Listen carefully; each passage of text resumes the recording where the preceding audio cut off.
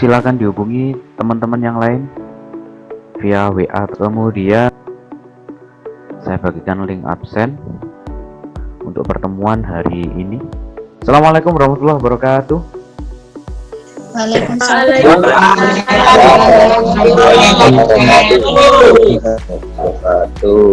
Baik semua ya kabarnya hari ini ya. Ya. Alhamdulillah Pak. Ya. Oke, silakan dipimpin berdoa Erwin Devi. Sebelum kita mulai pelajaran, mari kita berdoa menurut kepercayaan masing-masing. Berdoa mulai. Berdoa selesai. Amin. Semoga ilmu yang kita pelajari hari ini bermanfaat. Bermanfaat dunia dan akhirat. Oke, biar lebih semangat kita teriak-teriak. Bisa dimulai ya. Kalau saya ngomong historia, kamu jawabnya bisa. Ya, gitu ya. Oke, kita mulai. Historia. Bisa. Oke. Masuk. Oke. Mudah-mudahan semangat hari ini. Materi hari ini adalah tentang kerajaan Cirebon dan kerajaan Banten. Nah, untuk KD-nya adalah menganalisis berbagai teori tentang proses masuknya agama dan kebudayaan Islam serta pengaruh terhadap kehidupan masyarakat Indonesia, ekonomi, pemerintahan, budaya. Dan untuk indikator pencapaian kompetensinya adalah memahami peranan kerajaan-kerajaan Islam di Nusantara yang berperan penting dalam pembentukan integrasi bangsa. Kemudian menganalisis perkembangan kehidupan masyarakat, pemerintahan, dan budaya kerajaan Cirebon dan kerajaan Banten.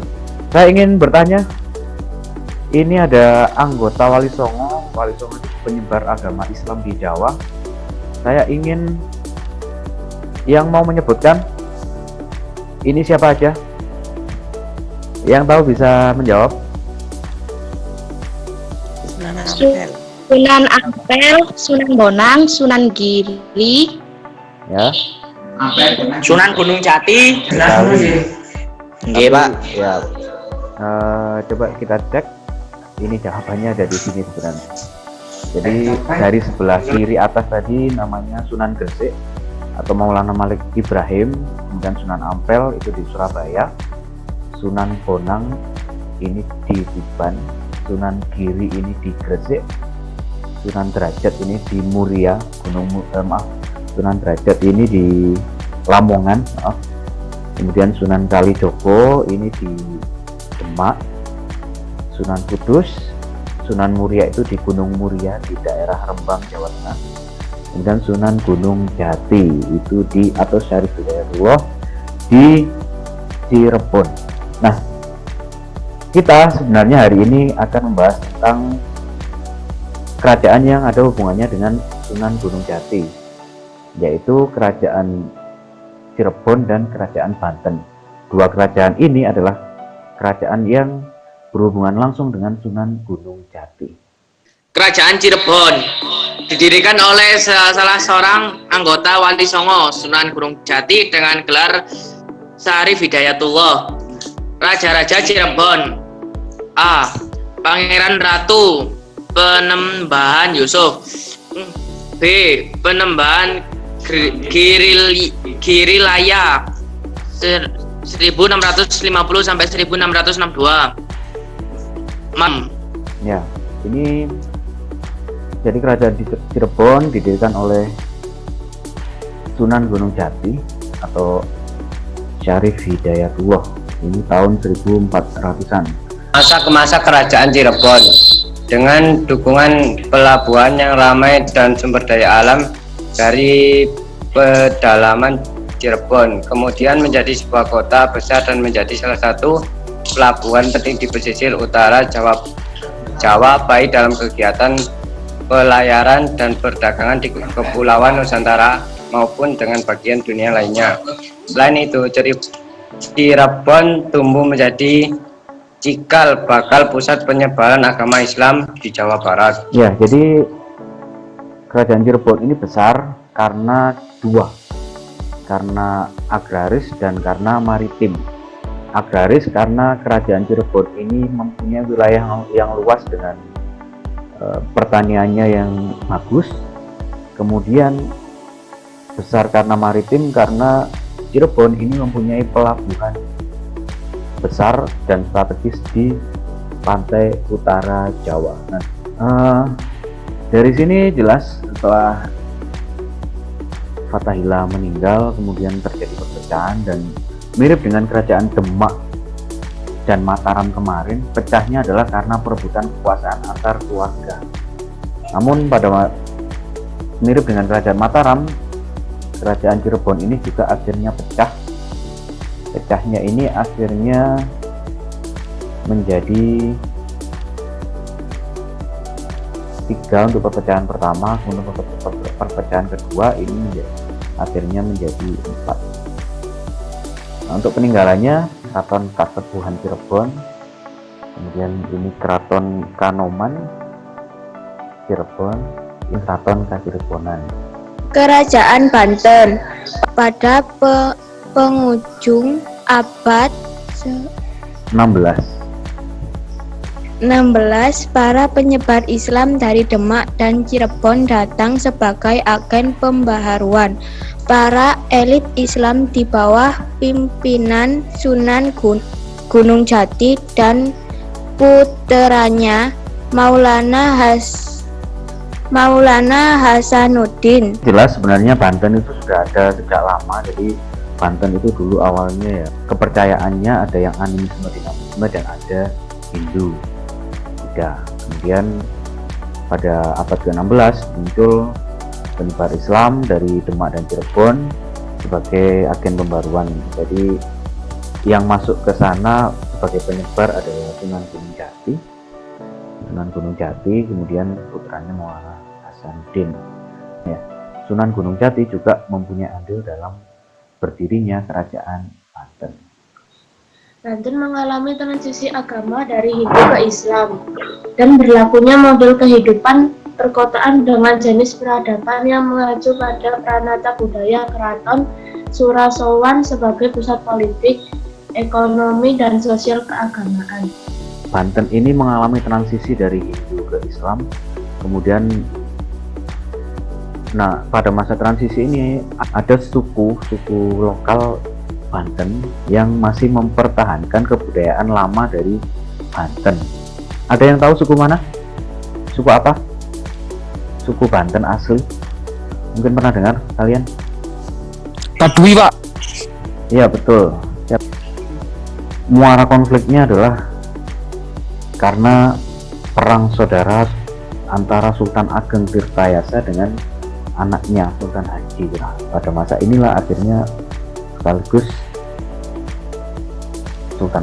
masa kekuasaan Sultan Ageng runtuh, kemudian digantikan Sultan Haji, dan pada masa ini sekaligus raja itu hanya seolah-olah simbol saja tanpa ada kekuasaan untuk menjalankan pemerintahan di Banten seperti itu. Nah, ini petanya mirip dengan peta yang tadi. Banten itu ada di sebelah barat, ada Sunda Kelapa dulu dikuasai oleh Banten. Untuk peninggalannya ini ada Masjid Agung Banten, ini gambar ya, lukisan lama. Kemudian Istana Keraton Surasowan yang merupakan peninggalan kerajaan Banten yang telah dibangun 1522. Ini sedikit saya putarkan tentang tadi suku Baduy. Kehidupan suku Baduy yang dimiliki ingin mengenal budaya asli Baduy. Itu tentang suku Baduy. Jadi ini suku yang fenomenal karena sampai sekarang masih ada dengan kebudayaan yang tidak berubah. Nah, kemudian silakan cek tugas di LMS Microsoft Teams, dikelompokkan dengan beberapa kelompok. Nah, berikutnya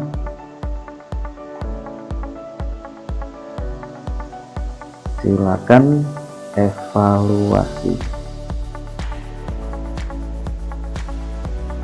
di Microsoft Teams. Kalau ini nanti saya share di Microsoft Teams, ada 10 soal pilihan ganda, nanti saya kamu kerjakan, waktunya 30 menit. Nanti coba saya buka dulu tugas kamu yang ada di Teams. Silakan dibaca yang perkembangan sosial ekonomi. Perkembangan sosial ekonomi. Nanti di bawah pemerintahan Ageng Tirtayasa dapat dikembangkan menjadi bandar perdagangan dan penyeberangan agama Islam.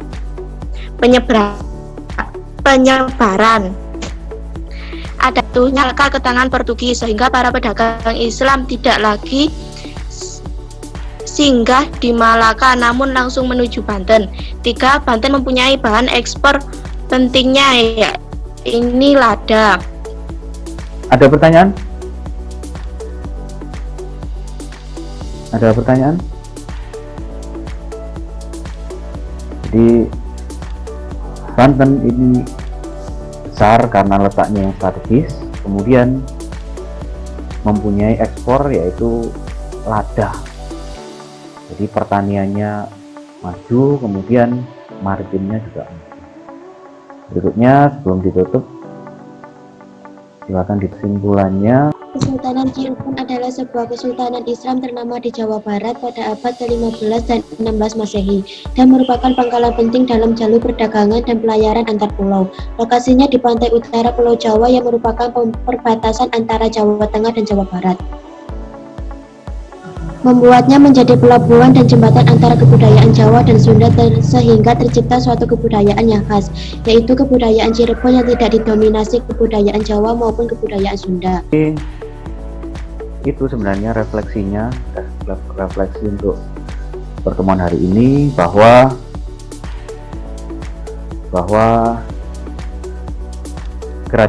sistem kerajaan ini kelemahannya adalah adanya perebutan kekuasaan, sehingga dari perebutan kekuasaan ini justru menghambat kemajuan dari kerajaan tersebut. Ada pertanyaan sebelum ditutup? Kita tutup dulu dengan berdoa. Sebelum kita akhiri, mari kita berdoa sesuai agama masing-masing. Berdoa mulai, berdoa selesai. Tetap semangat ya, tetap semangat menghadapi COVID ya, karena Ya, Pak. ya mudah-mudahan bisa segera ketemu tatap muka langsung. Kita tidak hanya tatap muka di layar aja, tetap jaga protokol kesehatan, pakai masker, cuci tangan, dan jangan lupa cuci mulut juga kalau lapar. Saya tutup. Wassalamualaikum warahmatullahi wabarakatuh. Waalaikumsalam Waalaikumsalam warahmatullahi wabarakatuh.